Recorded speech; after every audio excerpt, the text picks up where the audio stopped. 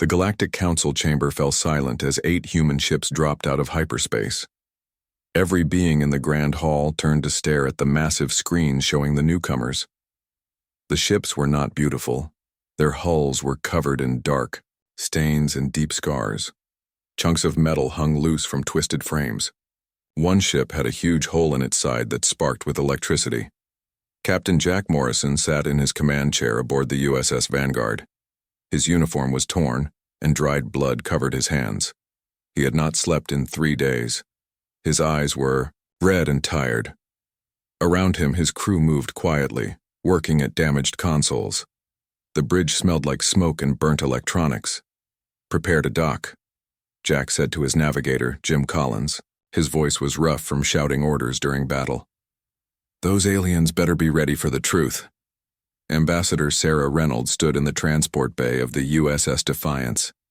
She checked her dress uniform one last time, but nothing could hide the ash stains on her sleeves. Her face was pale with exhaustion. Behind her, 6 other human ships lined up in formation. Each one looked like it had been through hell. "Ambassador," said Lieutenant Mike Brown, "the Council is requesting immediate communication." Sarah nodded. "Tell them we will deboard in 5 minutes." She walked to the airlock and waited. Through the small window, she could see the massive space station that housed the Council. It shined with bright lights and perfect surfaces. Not a single scratch marked its pristine walls. The Council representatives gathered in their designated viewing area. The Zartok, with their 4 arms and crystal skin, whispered among themselves. The Volari, tall beings made of pure energy, flickered with concern. Even the peaceful Krenar, who looked like floating jellyfish, seemed disturbed by the sight of the damaged human fleet. "This is unprecedented," said Council Speaker Ven, a Zartok elder. "No species has ever arrived at Council space with warships showing battle damage." "Look at the blood," hissed the Volari representative. "Their ships are covered in blood. What have these humans done?" As Sarah stepped onto the station, she felt the artificial gravity adjust to accommodate different species. The air smelled clean and sterile. Guards in white uniforms escorted her through gleaming corridors. Every surface reflected her tired face back at her. The main council chamber was enormous. Hundreds of alien representatives sat in circular rows around a central platform. Holographic displays showed the damaged human ships from every angle. Whispers filled the air as Sarah walked to the center. "Welcome to the Galactic Council," Speaker Ven began, his voice echoing through the chamber. "We have never seen a rival like yours. Your ships carry the marks of war." Sarah stood straight despite her exhaustion.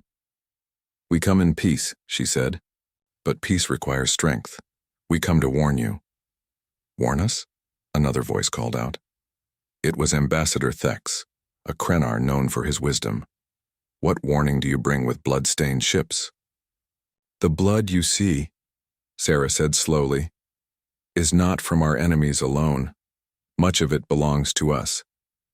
We have fought and bled to bring you this warning." The chamber erupted in whispers. Jack Morrison watched from his ship, listening through the communication link. His crew gathered around him, their faces grim. Lieutenant Kelly Parker, his second-in-command, placed a hand on his shoulder. "We lost too many," she whispered. "Too many good people." On the station, Sarah continued. "Speaker Ven, with respect, this council has protected peace for 300 years. But that peace exists because someone has been fighting the battles you never saw." "Explain yourself," demanded the Volari representative, its energy form pulsing with anger. "For 6 months, humanity has been fighting a war against an enemy that threatens all life in this galaxy. We call them the Devourer Swarm." The whispers stopped. Every being in the chamber stared at Sarah. "Impossible," said Thex. "Our monitoring systems would have detected any large-scale conflict." Sarah pulled out a small device. Suddenly, holographic images filled the air above her. They showed massive insect-like creatures, each the size of a building, ships with organic hulls that seemed to pulse with life, weapons that ate through, metal like acid. "These recordings are from the Battle of Arcadia Colony," Sarah said. 3 weeks ago, The swarm attacked our colony of 50,000 people. We received their distress call just as their communications went dead. The images shifted. Now they showed human ships arriving at the colony. What they found made even the alien observers recoil. The colony was half destroyed. Swarm ships swarmed like angry insects. Captain Morrison's ship, the Vanguard, was first to arrive. Sarah continued. He led the defense with only 8 ships against hundreds of swarm vessels. The hologram showed the battle. Human ships fired missile after missile. Swarm ships exploded but kept coming. A human destroyer rammed straight into a swarm carrier, both ships exploding in a massive fireball. Lieutenant Dan Wright sacrificed his ship to save the USS Freedom, Sarah said, her voice tight with emotion. All hands were lost. The alien representatives watched in horror as human ships fought with savage determination. They saw ships continue fighting even as they fell apart. Crew members in environmental suits working frantically to repair damage. Mid-battle. How could your monitoring systems miss this? Demanded Council Speaker Venn. Because, Sarah said, the swarm has technology that masks their presence. They jammed all communications from Arcadia. If we had not been doing an unscheduled patrol nearby, no one would have known until it was too late. The holograms ended, leaving the chamber in darkness for a moment before the lights returned. We fought for 36 hours straight, Sarah said. We lost 4 ships completely. Every remaining ship you see here is damaged. Every crew member is wounded in some way. Captain Morrison himself lost half his command staff. Jack listened from his ship, remembering the screams as the swarm's bioacid ate through the hull of the USS Constitution. He closed his eyes but could still see Lieutenant Amy Foster's face as she sealed the airlock door, trapping herself with the acid leak to save the rest of the crew. The blood on our ships, Sarah said, her voice rising, is from humans who gave everything to stop this threat. We could have retreated. We could have saved ourselves. But we stayed and fought because we knew that if the swarm reached council space, you would not be prepared. Speaker Venn leaned forward. If what you say is true, then we owe you our gratitude. But we must also ask, why did you not contact us before engaging in warfare? We tried, Sarah said bitterly. For 2 months we sent emergency transmissions on every known council frequency. We received no response. Your peace has made you deaf to the sounds of war. The chamber fell silent again. Outside, through the massive windows, the damaged human ships hung in space like wounded guardians. Their blood-stained hulls glowed under the station's lights, telling a story of sacrifice the council had never considered possible. What do you ask of us? Thex finally spoke. Sarah squared her shoulders. That is what we must discuss next. The swarm has not stopped. They are spreading, and next time, we may not be enough to stop them. Back aboard the Vanguard, Captain Morrison looked at his crew. They had given everything for people they had never met. Now they would ask those same people to prepare for war. He just hoped the council would listen before it was too late. The council chamber remained tense as Speaker Venn called for order. Sarah Reynolds waited at the central platform, exhausted but determined. Behind her, new holographic displays showed star maps of human and council territories. Ambassador Reynolds, Speaker Venn began officially, humanity has presented disturbing claims. The council must now consider your future among the civilized races. Sarah felt her heart sink. She had expected this. The council valued peace above all else. The evidence shows you possess advanced weapons, continued Ambassador Thex. You have engaged in large-scale warfare. Most concerning, you bring these battle-scarred ships to our very door. We had no choice, Sarah replied firmly. The swarm gave us no choice. Vice Admiral Peter Collins now stepped forward from behind. Sarah. He was a broad-shouldered man with gray hair and a missing arm. His empty sleeve was pinned neatly to his uniform. May I speak, Ambassador? Sarah nodded. Peter moved to the center and activated his own datapad. New holograms appeared showing tactical information about the swarm. Council members, Peter began. My name is Vice Admiral Peter Collins. I command what remains of the 3rd Human Defense Fleet. I want to show you something your peace has hidden from you. The display changed to show a peaceful star system. The Orion 7 colony. Timestamps showed dates from 4 months ago. This was one of our outer colonies, Peter explained. Population, 2 million. Mining and research facilities, trade route, to 5 other systems. The hologram fast-forwarded. Suddenly, dark spots appeared at the edge of the system. They grew larger, moving toward the populated planets. Watch carefully, Peter said grimly. The dark spots resolved into the insect-like swarm ships. But something else appeared too. Strange distortions in space-time around the swarm fleet. That shimmer effect blocks all sensors, Peter pointed. Your precious monitoring systems cannot detect it. This is how they move between systems unseen. The swarm ships reached the colony. What followed made several alien representatives look away. Planets were stripped of all life within hours. Massive bioships landed and began consuming entire mountains. Cities disappeared under waves of crawling creatures. It took them 18 hours to completely destroy Orion 7, Peter said quietly. 2 million people. Gone.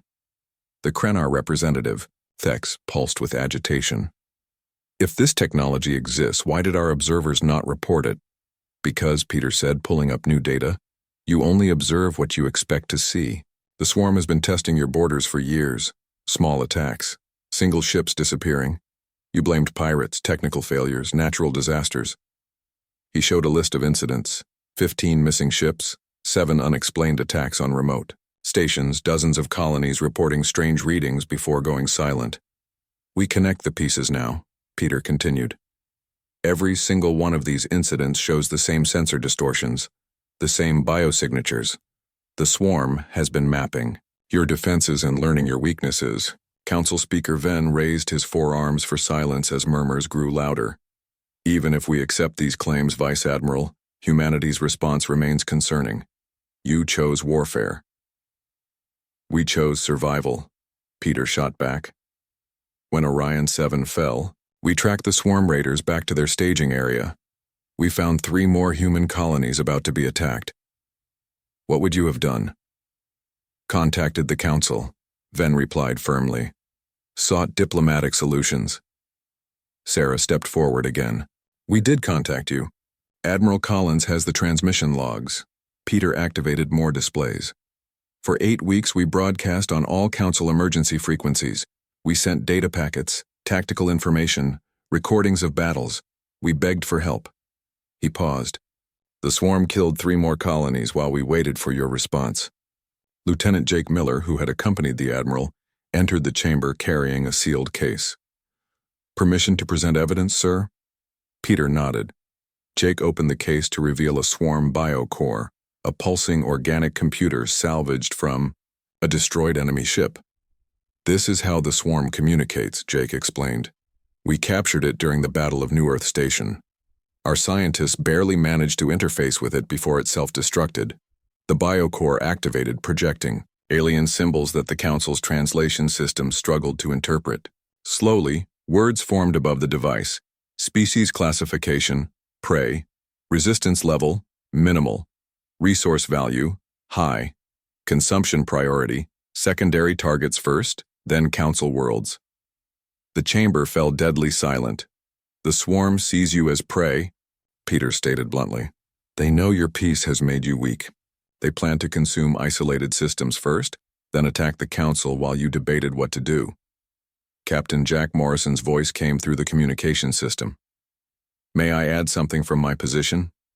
Proceed, Captain, Venn granted. My ship, the Vanguard, has been humanity's forward scout for the past month, Jack said. We've tracked swarm movements through 14 systems. They're not just raiders, they're building, breeding, growing. Holographic coordinates appeared showing swarm movements. The pattern was clear. They were surrounding Council space. In 2 months, maybe 3, you would have faced 50 swarm fleets, Jack continued. Based on our battles, each of their ships matches 2 of ours in firepower. Your ships... He paused, diplomatically. Our ships have no weapons at all. Finished. Thex quietly. The Krenar Council voted to remove all armaments 3 centuries ago. Most of us did, added the Valeri representative.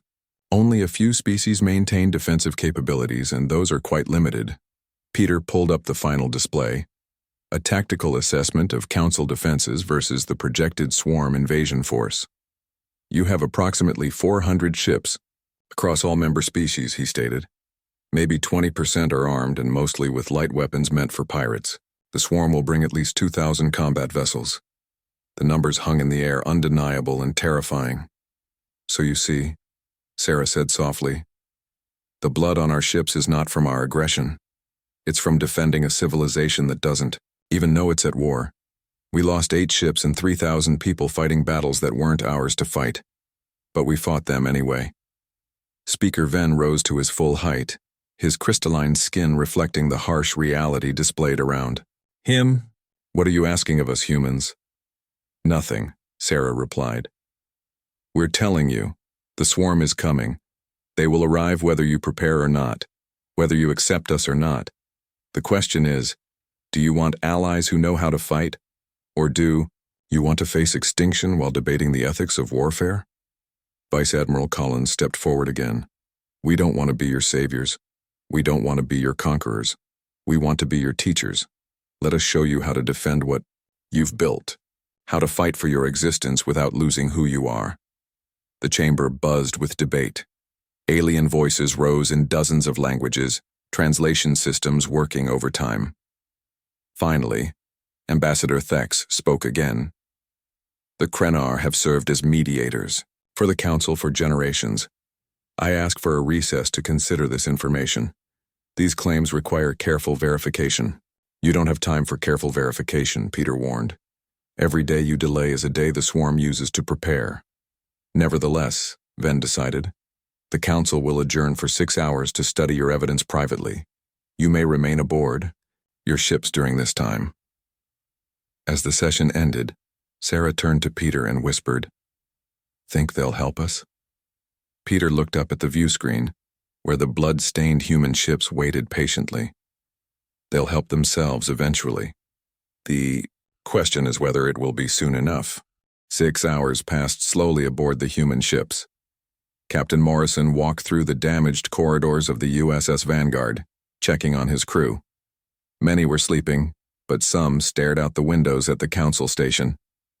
Captain, called Navigator, Jim Collins, the Council is requesting all battle commanders for private hearings. Morrison nodded. He gathered his senior officers. On the other ships, similar meetings were happening. They had 2 hours to tell their stories. Commander Lisa Johnson was called first. She entered a smaller chamber where 5 Council observers sat behind a curved desk. Their faces showed uncertainty and fear. Commander Johnson, began Observer Marin, a Zartok female. You commanded the USS Freedom during the battle at New Hope Colony. Tell us what happened. Lisa stood straight despite her exhaustion. Her voice was calm, but her hands gripped her sides tightly. We arrived 2 hours after the swarm started their attack. The colony had 11,000 people, families, children. She activated her datapad. Holographic images filled the room. They showed a beautiful green planet with white cities. The swarm used a new weapon we hadn't seen before, Lisa continued. Bioacid that could eat through our ship hulls. Their ships released clouds of tiny creatures that acted like smart missiles. The hologram changed. Now the planet looked like a wound. Dark spores covered the surface. Cities were half dissolved. We lost the USS Horizon within the first hour. Captain Danny Wright's ship got hit by acid clouds. His crew sealed themselves in the bridge and fought until the ship broke apart. She paused, remembering. Before they died, they sent us scanned data of the enemy. Wright's sacrifice saved New Hope. How? Asked one observer. We learned that their bioacid couldn't eat through tungsten steel. We had mining ships nearby. We redirected them to ram the swarm carriers with their mining equipment. Cost us 4 mining vessels, but stopped the acid attack. The observers shifted uncomfortably. You sacrificed civilian ships? They volunteered. Miners like Steve Clark and his crew knew what it meant. They saved thousands. The hologram showed mining ships, built for breaking asteroids, crashing into swarm vessels. Explosions bloomed. In space. We won that battle, Lisa finished. But we lost 700 people. The swarm retreated but took samples of everything. Our ships, our weapons, are dead. They're learning from us. In another chamber, Captain Ryan Graham sat before a different panel of observers. His beard was ragged, and his eyes were bloodshot. The battle of Deep Space Station 7 was different. Ryan began without being asked. We were ready this time. 9 human ships against 30 swarm vessels. Ryan's hologram showed a massive space station surrounded by defensive platforms. Our strategy was simple: make them pay for every inch. We used the station's gravity well, to our advantage. The images showed human ships performing impossible maneuvers. They dove close to the station's mass shadow, pulling swarm ships into dangerous orbital paths. The USS Eagle, commanded by Captain Emma Ward, performed what we call the kamikaze weave. She led 15 swarm ships into a spiral toward the station. At the last moment, she fired emergency thrusters and pulled out. The swarm ships couldn't compensate fast enough. The hologram showed 15 swarm ships crashing into the station's shields, their biological hulls rupturing. We lost Ward's ship when its reactor overloaded from the strain, Ryan said quietly. But we saved the station and its 30,000 workers. This seems wasteful, observed one alien. Surely there were other options. Ryan's face hardened. Every swarm ship kills millions if we let it go. Ward understood that. She also sent vital data about enemy shield frequencies before she died. Meanwhile, Lieutenant Jake Miller faced another panel. The youngest officer, he still wore bandages from recent battles. They asked me to talk about boarding actions, Jake said nervously. The USS Defender was the first ship to successfully board a swarm vessel. His hologram showed the inside of the Defender, soldiers in zero-G suits preparing for attack. We knew the swarm ships had biological systems that could heal damage, so we decided to attack from inside. My squad of 12 Marines volunteered. The images shifted to show corridors of writhing organic matter. Crew members moved carefully through living tissue that tried to trap their feet. The swarm uses their own bodies as crew, Jake explained with disgust. The ships are massive organisms. The corridors are like arteries. The control centers are like brains. His face went pale, remembering. My sergeant, Bobby Wilson, led us to what we think was the bridge. The enemy creatures were everywhere. 9 feet tall, acid dripping from their claws. They moved like wolves hunting. The hologram showed dark shapes attacking humans. Weapons fired in enclosed spaces. Men and women fought with guns, knives, even fists. We lost 8 people in there, Jake said. But we planted charges in 3 vital areas. The ship died from within. No acid, no self-repair, just death. Your sergeant? Wilson stayed behind to manually detonate the charges. Said someone had to make sure they worked. Jake's voice cracked. His last words were, "Tell my kids I saved them." Later, survivors from the USS Constitution gathered in the Council's medical wing. They had been invited to show the extent of swarm weaponry's effects. Lieutenant Amy Foster's body was displayed in a medical pod. Her sacrifice had saved her ship, but at terrible cost. The bioacid had dissolved her arm and part of her chest before she managed to seal the breach. She lived for 3 hours after this, explained ship's Dr. Sarah Wright. Kept giving orders, kept helping others, died smiling because her ship survived. The alien doctors studied the wounds with growing horror. They had never seen such weapons. Your species shows remarkable pain tolerance, noted one doctor. We have no choice, replied Dr. Wright. The acid sends false pain signals to the brain, makes victims think they're being burned alive. Foster had to override those signals to function. Back in the main chamber, all the human officers reconvened. They shared their stories with each other, filling gaps in the overall picture. The swarm is adapting to our tactics, Morrison summarized. They've already started reinforcing their ships against ramming. They're developing countermeasures to our boarding actions. They're also studying us, added Graham. Every battle gives them data about human psychology, human technology, human weakness, and strengths. But they underestimate us in one key area, Lisa pointed out. They can't comprehend sacrifice. Every swarm creature fights to survive, to feed, to grow. They don't understand why we would die for others. That's our advantage, agreed Morrison. Our people know what they're fighting for. Not just survival, but protection of those we care about. As they prepared to return to the main council chamber, a junior officer burst in with urgent news. Captains, long-range sensors just detected something. Movement in the outer rim. Multiple swarm signatures. The officers shared grim looks. The swarm wasn't waiting for the council to decide. The war was already on its way. Get this to the council immediately, Morrison ordered. Maybe this will make them see the truth faster. They had run out of time for talking. Now it was time for action, whether the council was ready or not. The council chamber filled with urgent whispers as representatives returned from their private hearings. The human officers' stories had shaken many, but fear still clouded judgment. Speaker Venn raised his arms for attention. "We have reviewed your testimonies carefully," he began. "The council acknowledges the threat you describe. However, we must also acknowledge your methods." Ambassador Daniel Wright, who had replaced the exhausted Sarah Reynolds, stood at the center platform. His salt and pepper beard was neatly trimmed. Despite the recent hardships, as Earth's most experienced diplomat, he carried himself with quiet authority. "Our methods saved lives," Daniel replied firmly.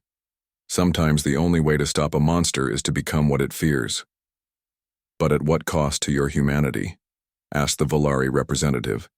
"Your accounts speak of calculated sacrifice of sending people to their deaths." "Every person who died chose to fight," Daniel countered. "We didn't send them. They went. Because they knew what was at stake." A new voice echoed through the chamber. "May I address the council?" Admiral Karen Blake appeared on every screen. She commanded the human fleet from her flagship, the USS Liberator, still outside council space. "Proceed, Admiral," Venn granted. Karen's image stood straight, despite the bandage covering her left eye. "I'm transmitting real-time data from our deep space sensors. The swarm movement you reported has accelerated. We now detect 3 full battle groups heading for council territory. Holographic displays showed the approaching swarm forces. Each group contained hundreds of ships, all converging on different entry points to council space. At their current speed, the first group will reach the Krenar frontier in 4 days, Karen stated. The second will hit Zartok space in 6 days. The third targets the council station itself in 8 days. The chamber erupted in panic. Delegates shouted in various languages. Security systems struggled to translate the chaos. "Order," Venn demanded, his crystalline form brightening with authority. "Admiral Blake, you are certain of these calculations?" "Absolutely," Karen confirmed. "We've been tracking them for weeks. They waited until we left council space to organize their attack. They're counting on your unreadiness." President Emma Carter now stepped forward. Unlike her military counterparts, she wore no uniform. Her civilian dress seemed out of place among the battle-scarred officers, but her voice carried presidential authority.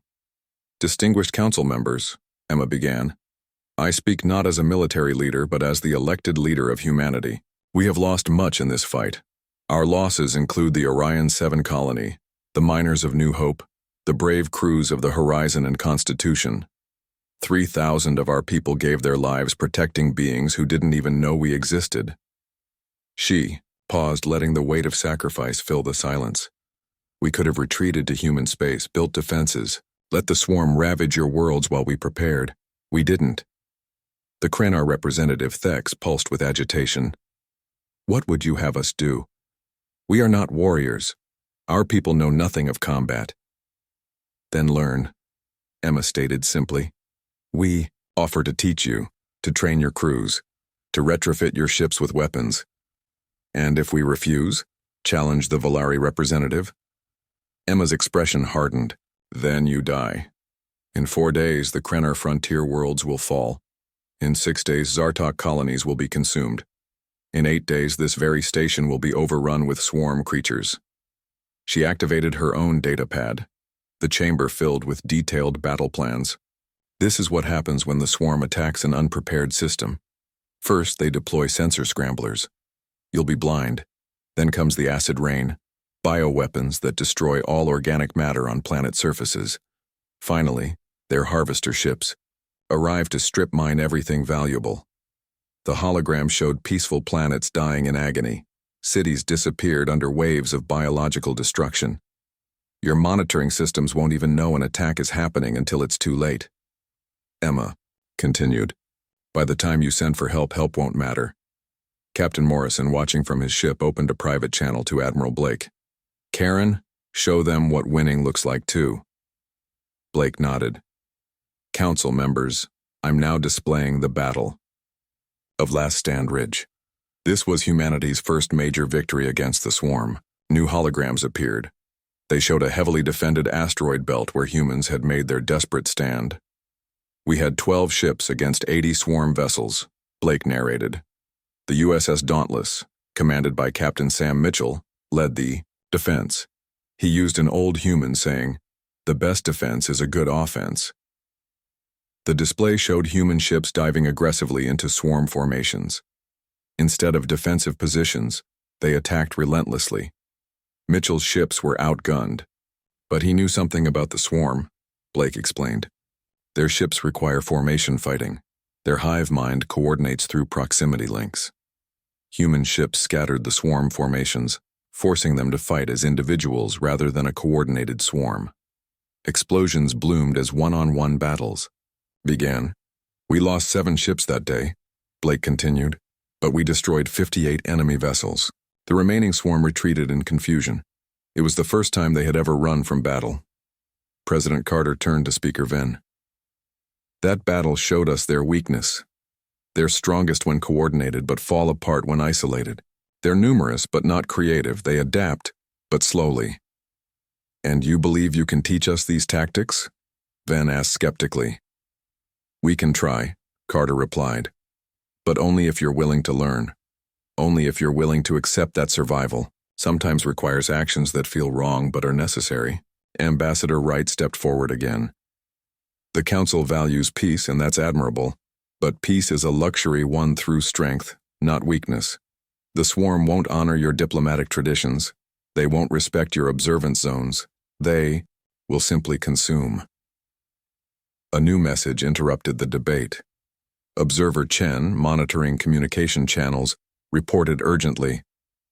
Council members, we're receiving distress signals from the Krenar mining colony Theta 9. They report strange sensor readings and request immediate assistance. That's it, Karen Blake said darkly. The swarm has made first contact with Council space. Theta 9 will be their test case. The chamber fell silent as the reality hit home. While they debated, the war had already begun. Theta 9 has no weapons, Thek said weakly. Only mining equipment. We have no ships close enough to help. We do. Morrison's voice came through clearly. The USS Defender and USS Revenge can reach Theta 9 in 2 hours. You would risk human lives to save a Krenar colony? Venn asked, surprise evident in his tone. We've already been doing that, Morrison replied. The question remains, will you let us help you help yourselves? President Carter made the final appeal. In our history, we have a phrase, never again. It comes from a time when evil conquered because good people did nothing.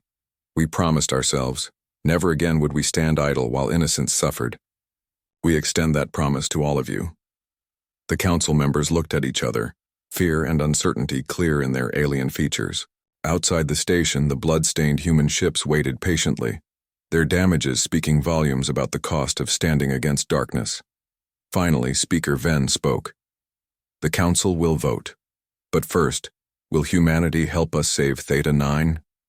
We're already on our way, Morrison confirmed. 2 human ships broke formation and accelerated toward the Krenar frontier. As they left, the council members realized that this was how humans responded to danger. Not with debate or hesitation, but with immediate action. The vote that would decide the galaxy's future could wait. Lives could not. The USS Defender and USS Revenge arrived at Krenar mining colony Theta 9 in exactly 2 hours. What they found would change everything. Captain Alex Turner commanded the Defender, while Captain Nick Thompson led the Revenge. Both ships were heavily damaged from previous battles, but their crews refused to stand down. Defender to Revenge were reading 30 swarm scouts and 1 command ship. Turner reported. They're testing the colony's defenses. Copy that, Thompson replied. Theta 9, this is Captain Thompson.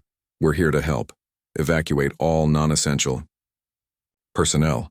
The Krenar colony administrator Veeks responded frantically.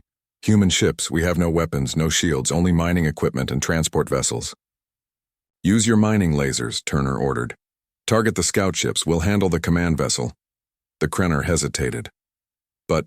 But we've never fought before. Then today you learn, Turner said firmly. Fight now, or die later. The battle began immediately. The two human ships already damaged charged directly at the swarm formation. Their tactic was simple. Draw fire away from the defenseless colony. Back at Council Station, every representative watched the battle through live feeds. The images showed human ships performing incredible maneuvers with their damaged systems.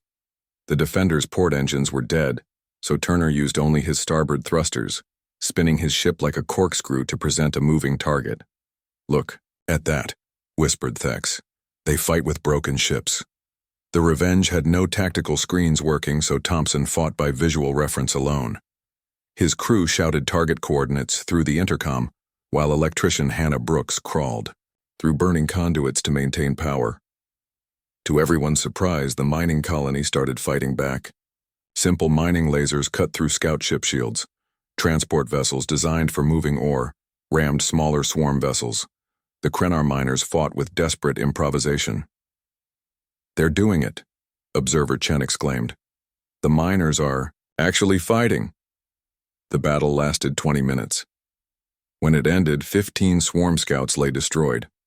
The command ship, damaged by combined fire from human ships and colony defenses, retreated. The Defender lost its remaining engine and drifted, powerless. The Revenge had a hole in its hull but remained operational.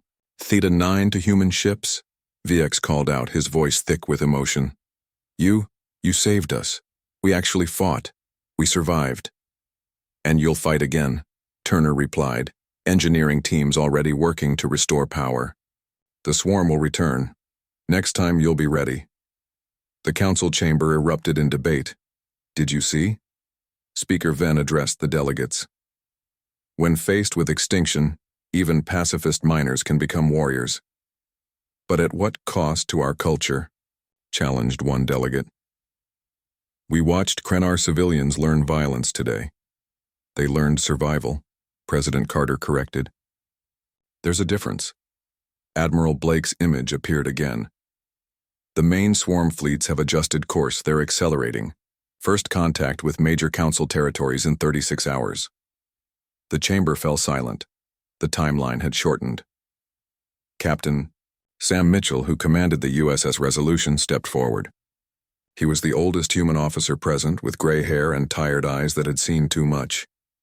Council members, Sam said slowly.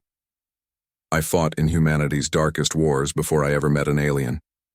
I've seen what we're capable of when anger drives us, but I've also seen what we become when protecting others. He activated a data file. This is crew roster for my ship, the Resolution. We have 400 people aboard. 73 are wounded. 42 are civilians. Scientists, doctors, even children of deceased crew members we're taking home. The hologram showed faces. Young, old, scared, determined. Every single person aboard, including the children, voted to stay for this fight. Not because they want war, but because they understand sometimes peace requires sacrifice. Venn raised his forearms. The council will now vote on the human proposal. All in favor of accepting human military aid and training indicate now. One by one, alien delegates activated their voting crystals. The tension in the chamber was electric. The Zartok voted first. Their crystal glowed blue, yes. The Valari hesitated, then voted orange. Abstain. The Krenar, remembering their miners fighting for survival, voted blue, yes. More votes came in. Species humanity had never heard of, choosing between pride and survival. When the final count appeared, the result was clear. 847 votes for, 213 against, 94 abstained. The Council accepts, Ven announced. Humanity will train our forces and help prepare our defenses. Cheers erupted from human ships. Years of fighting alone had finally ended. Now comes the hard part, Mitchell warned. We have 36 hours to prepare a galaxy for war. The next day passed in frantic activity. Human officers spread across council space, retrofitting civilian ships with basic weapons. Mining lasers became anti-ship guns. Cargo holds converted to tactical centers. Admiral Blake established the first Joint Command Center. Remember, she told mixed crews of humans and aliens, the swarm has already studied our tactics. We need to evolve faster than they can adapt. Dr. Paul Morgan, humanity's leading expert on swarm biology, worked with alien scientists. Their greatest strength is coordination, he explained. But look here. He highlighted sections of swarm DNA analysis. They have no redundancy, no backup systems. One critical injury can cascade through their entire force. The Council's medical facilities were converted to treat both human and alien warriors. When the first wounded arrived from border skirmishes, alien doctors saw the truth of human endurance firsthand. How do they keep fighting with these injuries? Krenar Dr. Vess asked, examining a human soldier with 3 broken ribs who refused sedation. Because the alternative is worse, replied the soldier Mark Taylor. On the eve of the main swarm arrival, the forces assembled. Humans had managed to retrofit 60 council ships with basic weapons. Another 100 ships served as support vessels. Alien crews trained non-stop, learning human combat tactics. It's not enough, Captain Morrison admitted privately to his officers. They're brave, but inexperienced. Then we lead by example, replied his executive officer, Lisa Johnson. We show them what never surrender means. The first swarm fleet arrived exactly on schedule. 300 ships dropped out of hyperspace at the edge of Zartok territory. This time they faced 160 defenders, 70 human ships and 90 alien vessels. All ships, this is Admiral Blake, came the commanding voice. Remember your training, stay together, protect each other, and most importantly, she paused, show the swarm what happens when the galaxy unites. The battle began with a surprise. Instead of their expected defensive formation, the defenders attacked immediately. Human ships led mixed squadrons of alien vessels, each group assigned specific targets. The swarm reacted with confusion. Their hive mind had never faced coordinated aggression from multiple species before. When they tried their standard overwhelm and consume tactics, they found themselves scattered by human hit-and-run maneuvers. The alien crews performed beyond expectations. Krenar pilots, barely trained, performed suicide runs to save damaged human ships. Zartok engineers kept shields running with inventive repairs. Even pacifist Valari learned to coordinate point defense systems. They're adapting, warned Tactical Officer Jake Miller as the swarm began regrouping. Changing formation. Let them adapt to this, Mitchell replied. The human ships unveiled their final lesson to alien crews, the kamikaze screen. 10 heavily damaged human vessels, no longer combat effective, positioned themselves as a wall between the swarm and Allied forces. This is Captain Emma Carter of the USS Victoria, announced a calm voice. All ships behind the screen, prepare for full assault. We'll hold them here. The 10 ships charged forward, absorbing massive damage, buying precious time. When the first ship exploded, alien crews gasped in horror. When the second followed, they understood. By the time all 10 ships were gone, they had learned what humans meant by sacrifice. Victoria, Horizon, Freedom, Constitution, Eagle, Dauntless, and the others, Blake announced solemnly. They showed us the path. Now we follow. The alien forces inspired by human sacrifice pushed forward with new determination. The battle raged for 6 hours. When it ended, the swarm forces retreated, leaving behind 80 ships destroyed to the defenders' 42. But the message was clear. The galaxy would no longer be prey. 3 days later, in a historic ceremony, the Council formally established the United Defense Force. Human and alien ships flew in formation, their hulls still bearing scars from battle. The bloodstains on human ships had been joined by damage, marks on alien vessels. "We stand together now," President Carter announced, "not because we are the same, but because we share the same goal: survival, freedom, protecting those we care about." Speaker Ven's crystalline form shimmered with new purpose. "The Council has learned a difficult truth. Peace is not the absence of war. Peace is what you fight for." Captain Morrison stood with his crew aboard the USS Vanguard, looking at the mixed fleet assembling for the next battle. The swarm had retreated but not surrendered. More fights awaited. "Think we changed them?" asked Navigator Jim Collins. Morrison smiled grimly. "We didn't change them. We helped them remember who they could be. Sometimes survival requires us to become more than we thought possible." As the combined fleet prepared to take the fight to the swarm's staging areas, one thing was certain: the galaxy had found its spine. The age of passive peace had ended. The age of protected peace had begun. And the blood-stained ships that started it all? They became symbols of transformation, reminders that sometimes the greatest act of peace is standing ready for war. The swarm would learn that lesson thoroughly in the battles to come. The galaxy had awakened from its slumber, and it would never sleep so soundly again.